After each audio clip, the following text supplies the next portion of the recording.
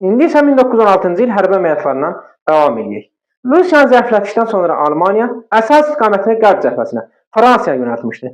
Ümumiyyətlə 1916-cı ildə tərəflərin heç birisinin qalib gələ bilmədiyi 3 döyüş vardır. Bunlardan birincisi Verden döyüşüdür. 1914-1915-ci illərdə 8 fransız diviziyası tərəfindən müdafiə olunan Verden Parisə daxil olmaq üçün ən əlverişli yol ola bilərdi. Elə bu məqsəd ilə 1916-cı ilin fevral ayında Almanlar Verden üzərinə hücum etdilər. 6 ay davam edən döyüşdə 1 milyona qədər Alman həlak olmuşdur. Elə buna görə də döyüş tarixə Verden qəssabxanası kimi daxil olub. Verden döyüşündə tərəflərin heç birisi uğur qazana bilməsə də, Almanlar çox cüzi bir ərazini ələ keçirmişdilər. Tərəflərin heç birisinin uğur qazana bilmədiyi ikinci döyüş isə Jutlandiya dəniz döyüşü idi. 1916-cı ilin iyun ayında baş vermiş bu döyüş Almanlarla ingilislər arasında olmuşdur. Lakin tərəflərin heç birisi uğur qazana bilməmişlər.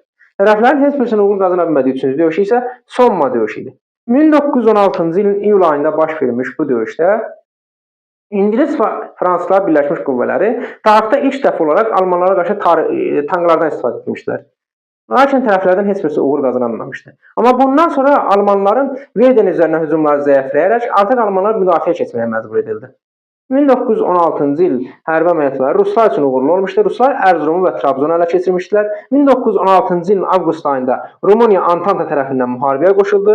Lakin həmin ilin sonunda Avstriya, Bolqar, Alman Birləşmiş Qüvvələri tərəfindən məğlub edildilər.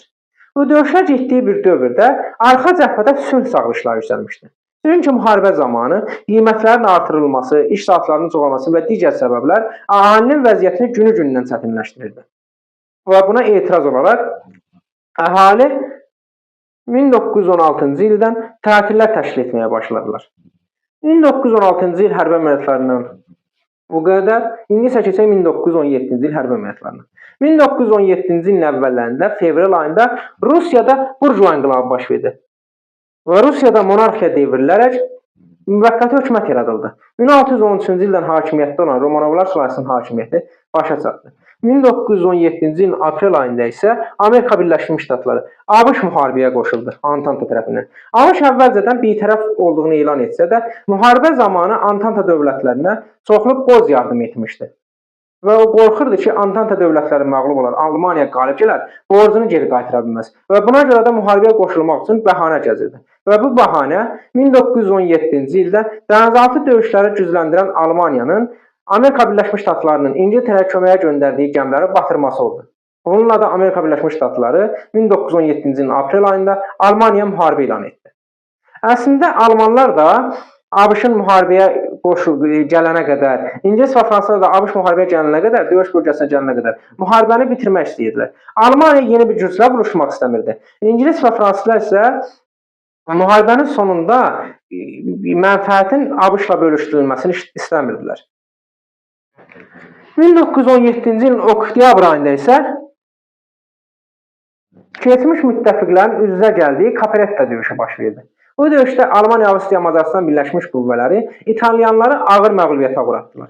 Həmin ilin həmin ayında, yəni 1918-ci ilin oktyabr ayında Rusiyada bolşeviklər çevriliş edərək hakimiyyətə gəldilər. Bolşeviklərin əsas ideyası, əsas məqsədi hakimiyyətə gəldikdən sonra Rusiyanı müharibədən çıxarmaq idi. Və beləliklə 1918-ci il mart ayının içində Rusiya ilə Almaniya və onun müttəfiqləri arasında Brest-Litovskdə separat sülhü imzalandı.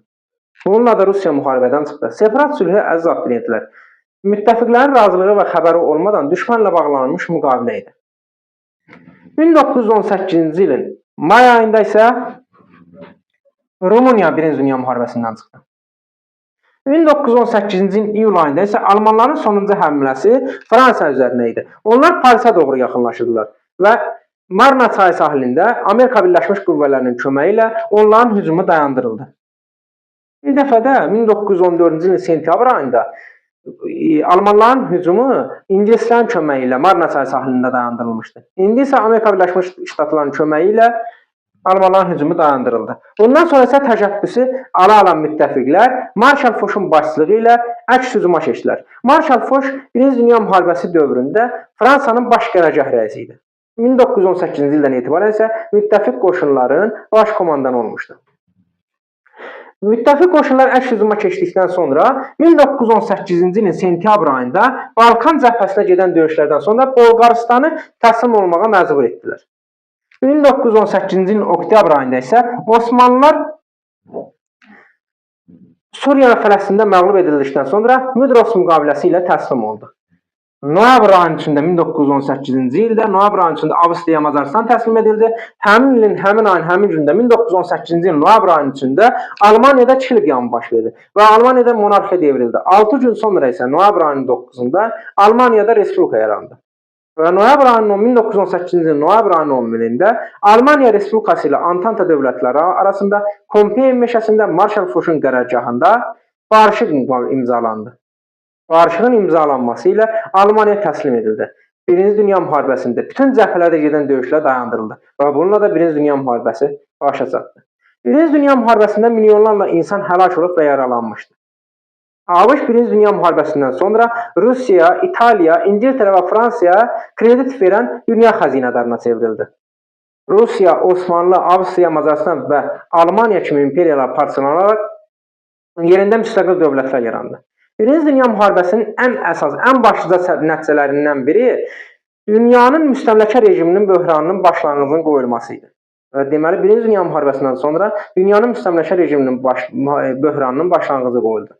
Bununla da əziz izləyicilər və dəyərli abituriyyentlər, bizim Birinci Dünya müharibəsi ilə bağlı video izah dərsimiz sona çatdı. Gələn dərslərdə görüşmək ümidi ilə sağ olun, salamat qalın.